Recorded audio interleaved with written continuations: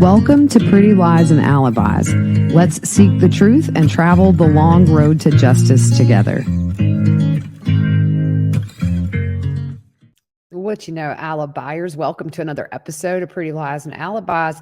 I'm Gigi, day 25, the last day of testimony in the Lori Vallow murder trial. We're going to get to it in just a second. Thank you to everybody who's donated. I appreciate it. Could not do what I love without your support. So thank you so much. Music fact of the day, the band Toto was formed the year I was born in 1977. They were actually session musicians for really big names like Steely Dan, Seals and Crofts, Boggs, Skaggs, and they really didn't have a hard time breaking in the industry as a band of their own because they were so highly regarded as session musicians. That is a mouthful. Try to say that like 5 times fast. But what's really cool is this, and dude, my life goal now is to go find this place. The song Africa plays 24/7 at a secret location in a desert in Africa, and it runs off solar batteries, so it doesn't run out of juice. I know what I'm doing with my retirement. Also, they played on almost every single song on Michael Jackson's album Thriller. There you go. All right, so little quick news first. Big ruling by Judge Boyce, which is everybody can watch the verdict read, live streamed. It's going to be on Judge Boyce's YouTube channel. It's going to be on Law and Crime. So check us out there. I will be on air pretty much right after that verdict's read, by the way. I will be running down some stairs to bring it to you first. So it's really kind of weird that this is the testimony part's over. So the state and the defense rested today. And it really is kind of unbelievable. We followed this trial for over 3 years. And I know we all kind of feel like we knew these victims after learning so much about them over the years, and the trial's been heartbreaking. And to learn these details that when you think it couldn't get worse, it did. And it got really, really bad for these kids and Tammy. And I think this jury is ready. I think they're ready to do their job. They are not looking bored. I haven't really seen them look too bored at all this entire trial. The most attentive jury I've ever seen in my life. I have to say, hats off to them. They have showed up every single day. We have not had like one juror out sick. We haven't had anything. I mean, this trial, and I've said it a couple of times, this may be one of the smoothest trials I've ever sat in as far as no hiccups. We ended at 3:30. Some people didn't like that. For us here, it kind of gives us a little more time to do things. It has been a ride, and it's been surreal because for those of you who have been with the podcast since the beginning, you know, Fruit Loop and I launched this podcast on this case the day they found the kids' bodies. We started researching all the players. The first news article, I had done true crime years ago, got out of it.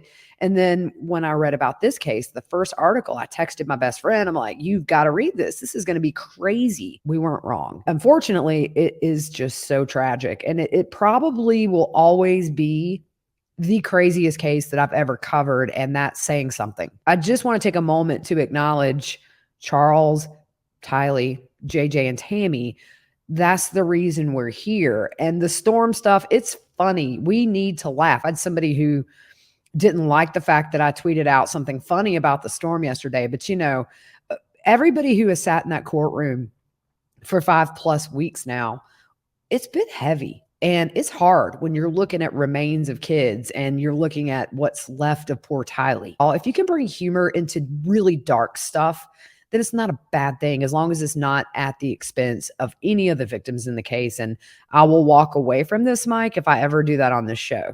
It's very full circle. And I just want to thank Law and Crime for trusting me with this case, to have me on the ground here with a camera guy, and that's it. This is one of the biggest cases in the last 10 years. And then they trusted me with Alec Murdaugh. So I just want to thank them, because without them asking me to come here, I could have never came and watched this trial. So big thank you to Law and Crime. I've had such an amazing experience and I've learned so much. I just think that now we're all at a point to where we brought it back full circle where it needs to be, and it's focused on these victims. At the end of the day, that's all that matters, is justice for these victims. All right, so what's on tap for tomorrow? Well, there's no court because they are going to be doing jury instruction conferences. If they go on the record, we can go in. So I'll be doing my 8 o'clock hit on Law and Crime. It's 10 o'clock Eastern. And then I will go sit in the hallway outside the courtroom for the entire time. They're doing this in case they go on the record with something, so I can bring it to you. Now, what will happen on Thursday? Thursday, the jurors will return. They will not be there tomorrow. They have the day off.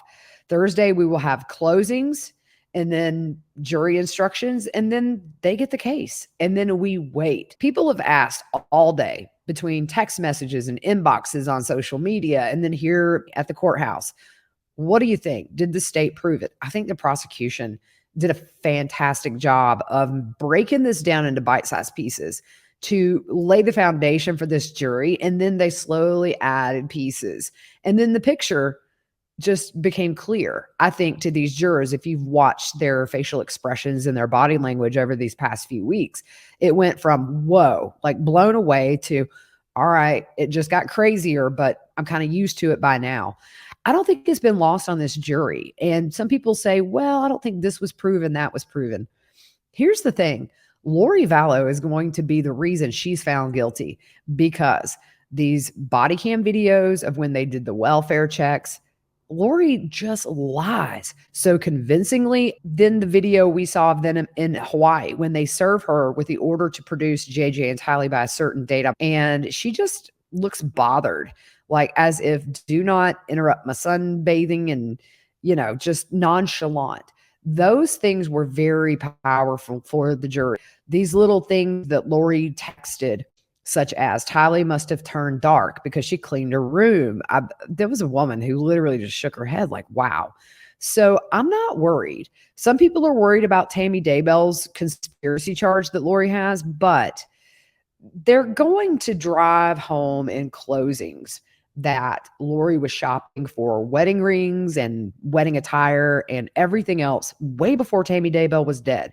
So she was anticipating on marrying Chad. So anyways, let's get on to this. By the way, my count is that 61 witnesses were actually called. I believe the number was over 200 on that witness list. So the next to the last witness for the state was NICOLE HEIDEMAN. She's a tactical specialist for the FBI, and she has testified already in this case. She reviewed data from cell phones and also Lori's iCloud accounts too.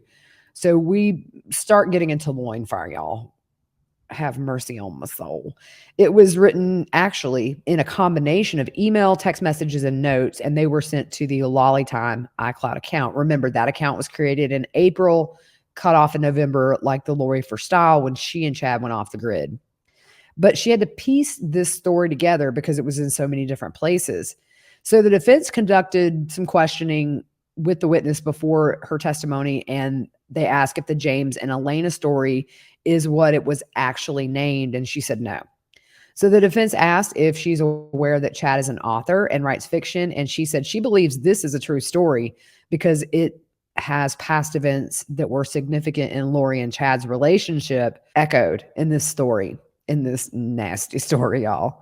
One day I'm going to actually make public the reading of Loin Fire that I did. The only reason I haven't, y'all, I have teenagers and I have an 11-year-old and their friends are online and some of their friends actually listen. So to my kids' friends, you rock. My kids don't listen because it's weird and I get that. But she compared the story to other information. So when James and Elena met in the story, it begins on October 26, 2018 at the St. George, Utah conference, which is where they actually met.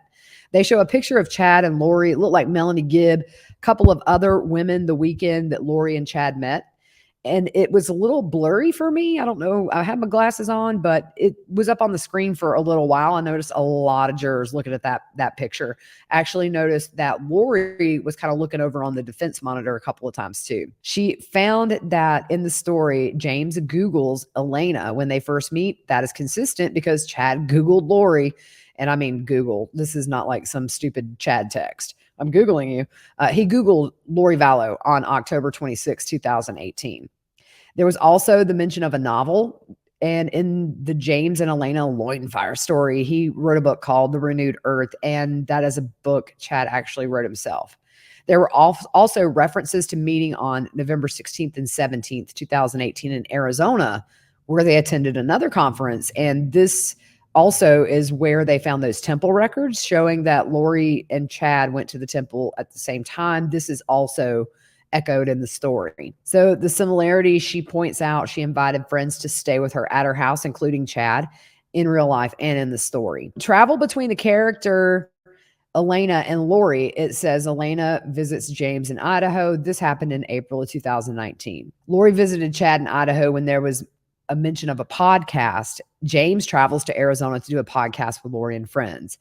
She reads a little bit from the story, and then there's mention of another round of powerful, pleasureful bonding. August 9th, 2019. At this point, Charles is dead. Not even a month. He's been murdered. Lori emails Chad, "That's pretty incredible." By the way, y'all, there's a lot of fire emojis. Fire emoji, fire emoji, fire emoji. The fire is definitely burning. I miss you way too much. You have to stop or I might explode. Then Lori to Chad, "The intensity of each encounter in my mind, one greater than the last." Fire emoji, fire emoji. "Especially this last one. I've never loved you more. It just keeps growing." And Chad says, "I completely agree. We were definitely a new territory in your bedroom." Y'all, I swear. Elena's magic hand has gripped the storm, barely able to breathe as intense waves wash over them. Lori says, "Yes, she did." Chad says, "I love you, Elena. What wonderful chemistry we share." Fire emoji, fire emoji. Lori says, "I love you more. That's so hot. I need you now more than ever." Heart emoji, heart emoji. Chad says, "You are amazing. Please save that segment. I want to read it with you naked and relive it all." You know, there's been times in this trial, y'all, where my heart breaks and you have to kind of fight back tears. And there are times in this trial where I've wanted to just leave the courtroom and like pour some bleach in my ears. Now, the state did not admit the James and Elena story, and that direct exam was over. There was no cross. We get down to our last witness. This is Investigator Edwards. He was the last person on the stand. He was lead investigator with the Idaho Attorney General's office. He's also active military since 1999. What an amazing human to just serve for all these years. Appreciate his service. He assisted the investigation into the death of Tammy Daybell. They were asked to assist the Attorney General's office. Then he became involved into the disappearance of JJ and Tylee. He did a lot of background information work on Tammy, such as her marriage, her kids, the move, her job, things of that nature. He learned of a connection between Chad and Alex. And what is that connection? Lori Vallow, of course. He got phone extractions and then started conferring with other investigators. He knew Tammy had went to visit her family on October 4th, 2019 in Utah because Chad said her dad, grandma came and said, like, go to Utah. The jurors were writing during this, by the way. He also knows that Charles filed for divorce from Lori. Remember in February, he filed, pulled it back, but then in late June, he was ready to do it again. But there was nothing between Chad and Tammy. So they showed some exhibits, and there was a text message, October 3rd, 2019. Chad says, "Good night, Angel Lily. So excited to go on our date." Fire emoji. And then on the 4th, Chad says, "Dreaming of caressing you in bed. I adore you." And I don't know if this was a typo but it is Sholo you. Maybe it has more meaning. If it does, please enlighten me. I was like, I looked like 10 times. So October 4th and 5th, Tammy's gone to visit family in Utah. Now, we jump to the 9th of October when Tammy was shot at. We heard this already, but he's going over Alex going to target practice that day and then driving by the Daybell residence twice. He found no evidence that Alex ever met Tammy. The only connection he could find was who? Lori Vallow. So the communications on the 9th and the 10th, the date of the attempt into that next morning, was massive between 9 a.m. and 2 a.m. It was Chad, Alex, Lori, and Zulema. The first thing they see is at 1:19 p.m. to 1:22, there are 8 texts between Chad and Alex. 122 to 2:20, Alex and Chad's phones are close. 7:13 to 8:43, there are 15 texts between Alex and Chad. Between 9:15 and 9:25, that's when the attempt on Tammy happens. And then 10:28 to 10:29, there are 4 texts between Alex and Chad. Now, I'm going to tell you, this exhibit was not easy to read, and it was not up super long. So I know I missed some time frames in there, and I apologize, but I just couldn't get it down. He went to the Dayball property and they show some photos. So one is a picture of the front of Chad's house, and you see a car backed in that driveway. It's a short driveway, it's not long. And then they show an overhead of the property, which shows another driveway that's much longer that kind of came around to the back of the house. And Tammy would use that one and go through the back door normally. But the night of the attempt, she parked at the front of the house, and that was different for her. Then they go on to talk about the firearms that were seized from Alex's townhome during the search warrant. They show those same photos of that Grendel gun, the AR style, and the 6.5 millimeter Grendel drew his attention. He's familiar with using this style gun in the military and also in law enforcement. We also go through the paintball gun theory that Tammy had. The witness, he's used them a lot in training for law enforcement, and he thinks it's possible that that Grendel and then a paintball could resemble each other with that baffle up on top. The baffle, remember, is where the paintballs are stored, and a big scope like Alex had in the dark could definitely make you think it was one of those. She brings up the email that Tammy sent to her son Mark about the theories of who could have done this. The witness contacted a neighbor asking if kids had paintball guns in the area, but they didn't. In fact, they were wanting to get some kind of a little group together to do something with paintballs, but none of the kids had paintball guns. Base is an overpacker's dream. It can be hard to fit everything in, especially when it comes to luggage. With Base, there's room for everything. 2 weeks worth of clothes like I've been doing? No problem. Deciding between a few pair of shoes? Bring them all with Base.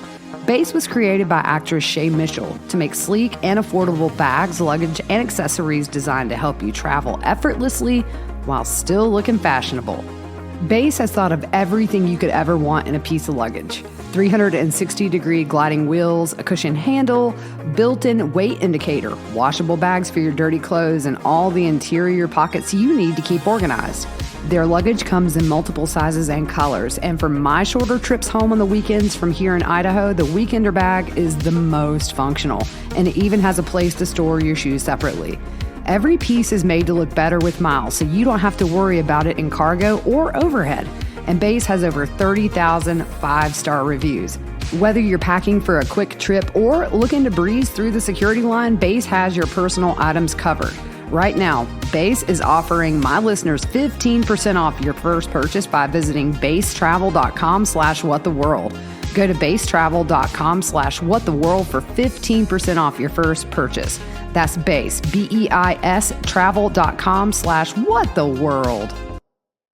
He also talked to a number of people just in that general area, reviewing reports and that evidence that he had received from other investigators. He's mentioning the Google searches by Alex, the Grendel drop 1 to 300 yards. He says this has to do with trajectory and what the bullet does as it travels. It drops the further it goes. So also you have to, it's mainly for adjusting your scope. And remember, Alex told Lori, I believe in a text, that he had to go dial in his scope at the range. And what happens on the night that Tammy is shot at, let's look at a timeline. I did the best I could on this timeline, y'all.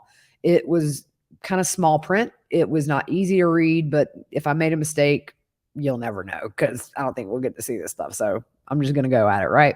5:28 to 7:03 p.m. There are 6 texts between Chad and Lori. 7:15 to 8:43, 15 text messages between Alex and Chad.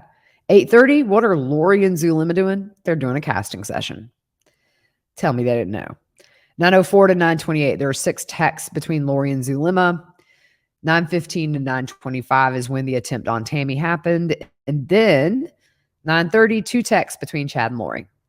9:37, the daughter of Chad and Tammy, her name is Emma. She calls Tammy. 10:16, there are 2 texts between Alex and Lori. She's probably telling him he's a moron and bad shot. And none of these texts, by the way, were retrieved. And it would have been great if they had been, because I think we might have had that conspiracy nailed down on Tammy with Lori. So 10:45-ish, there is like a 40-minute call between Alex and Zulema. We go through the searches that Alex does on Google, how to clean an AR, what a Grendel round would do to a Dodge Dakota, the thickness of the metal on the Dodge Dakota. We know Tammy drove that kind of a car. So we jump to the 18th of October into the 19th. This is the night Tammy Daybell is murdered. There are text messages between Chad and Lori. Between 6:13 and 8:24 p.m., there are 6 text messages between them two knuckleheads. 6:56 to 8:24, 6 text messages between Lori and Alex. 8:47 to 9:04, 12 texts between Alex and Lori. 10:23 to 10:54, 10 texts between Alex and Chad. 11:53 to 12:09 a.m., Alex calls Lori. 12:10 a.m., Lori texts Zulema. 12:55 a.m., Chad texts Lori. Think about it, 12:55 a.m. So we know 911 was called just before 6 a.m. She was stiff and cold. I think 12:55 a.m., she's dead. Chad texts Lori. Where are those texts? They just went into the ethers and they're gone. And I think they would have been so revealing. There was more times. I just couldn't get them all. My bad. And I don't want to go on anybody's page who was in that courtroom and take their work from them. So if we're gapping there, you get the picture that they all were in communication. Get this. The next day on the 20th, Lori's in Hawaii between 7:43 and 8:33 a.m. What is going on? Lori and Chad are texting. Lori says, I'm missing you more. I need you desperately. I need you to hold me tight. You want to come here? He told her to come home Thursday so they could spend the night together. Chad is talking about somebody's apartment is haunted and he is the perfect place for them. And he said, I need your help sorting out this financial stuff. He said they could return to Hawaii at the beginning of the month. Tells her to look for a condo that they can move into. Lori says, I know exactly where we should be. I don't care where we are as long as we're together. Bullhawk. You know, if Chad would have said, like, I ain't going to Hawaii, we're not going to move to Hawaii. Hawaii was like special to her for some reason. She got married to Joe Ryan there. She moved there with Charles. And then she marries Chad in Hawaii. And why? Like, if you had one marriage fail and you got married on a beach in Hawaii, I don't know why you would want to get married like again there. But I'm not Lori Vallow, so I'm not even going to try to figure it out. But the day after Tammy's murdered, y'all, these texts are going on. Chad says, I want to go full steam on the Lily workout plan, tighten my abs, get tan, let my hair grow out. I mean, he wants to get buff and tan. And I mean, look, he was wearing like skinny jeans that some desperate 40-something-year-old man wears to the club. He had like a fade haircut. I mean, Lori gave him a glow up, but still. So the day after, Lori asked, what's on your agenda today? And Chad says, I need to get ready to meet with the mortuary. I hope to be able to talk in a few hours after I get my parents to go home. When does Audrey arrive? Remember, Lori's in Hawaii. And Lori says later.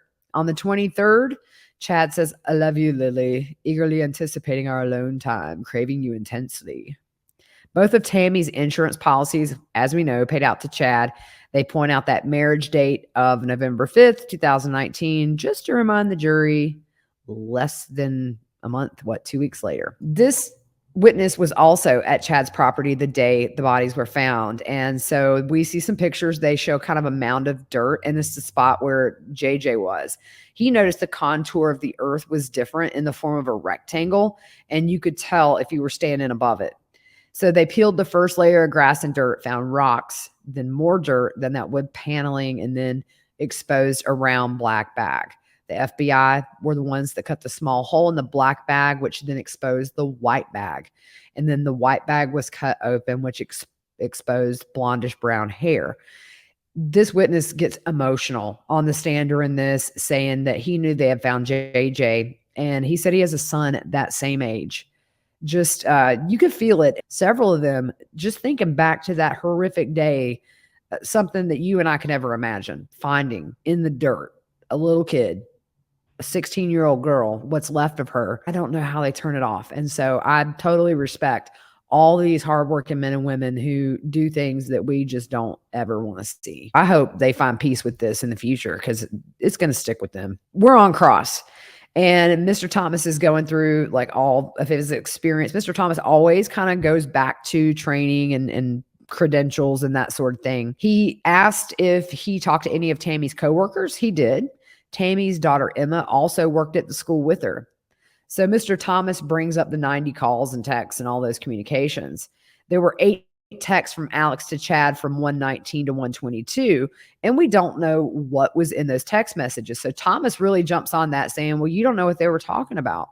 And the witness agrees that they don't. They go to that email from Tammy to her son, Mark. Tammy thinks it's a kid in the neighborhood. Did you talk to this specific kid that she thought it might be?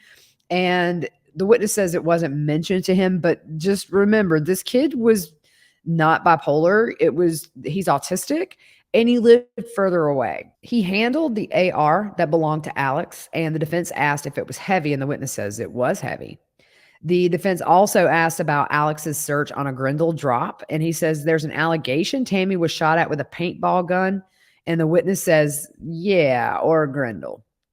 The defense asked where the gunman and Tammy were standing, and he said it was close.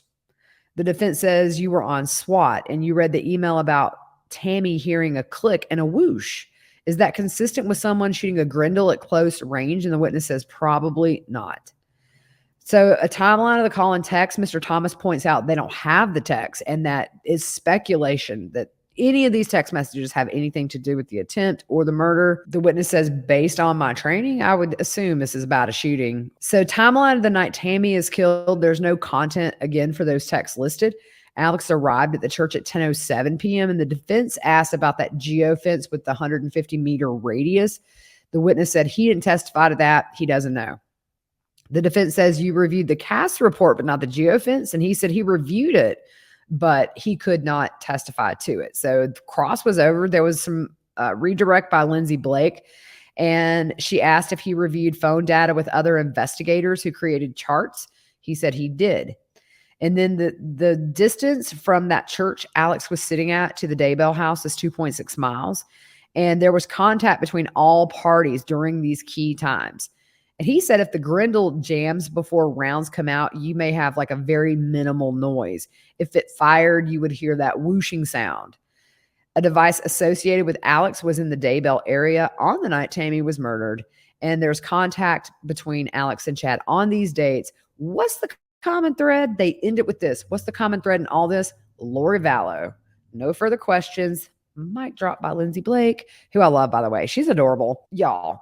Okay, so there was buzz all day. Lori may take the stand, right? So I really was divided. I was sort of 50-50 because it's worked for her up until now, that she's kind of weaseled her way out of any tight spot with law enforcement because she, flirts a little bit and seems normal. She can cut the crazy off. I thought she might get on the stand because if it's worked every time, maybe in her mind, she thought, hey, I can convince this jury. I'll walk out of here. Go do the same thing in Arizona for Charles. But they sent us out of the room for 20 minutes, y'all. And I'm going to tell you right now, I needed Valium because on one hand, I was like, oh my gosh, if she gets up on this stand, it is going to be a circus. And then I thought it's going to be really hard for the family to have her on the stand.